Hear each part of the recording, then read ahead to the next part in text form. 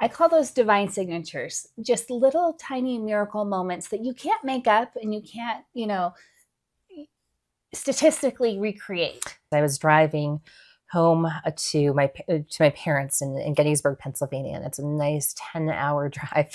And I'm talking on the phone, and at some point I realize I am completely out of gas. I have maybe, a handful of miles, and I take the very next exit hoping there's a gas station and fill up with gas, go in, have a nice conversation with the woman there, and continue on my way. And that was after the mammogram, but before my diagnosis. And then a month later, I'm returning, and it's 2 days after my diagnosis, and I'm going the same way. And I had not filled my car up when I was leaving New Hampshire.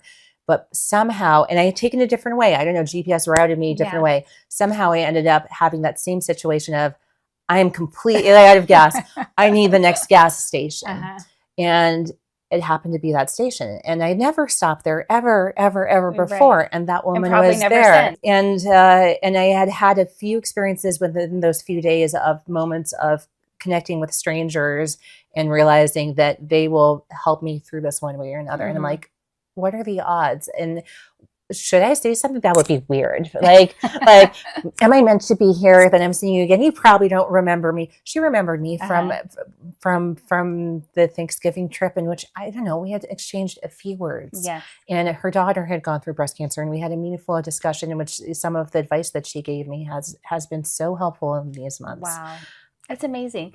I call those divine signatures, just little tiny miracle moments that you can't make up and you can't,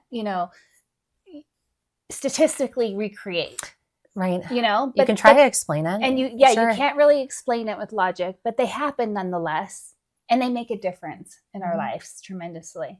And those are the things, those little details that I feel like if we recognize them more and give credit where they're due, just, understanding that this is God's grace being given to us to help us, then we can feel that strength and that power. I think what it's really doing is helping us to let go of some of that control and trust more.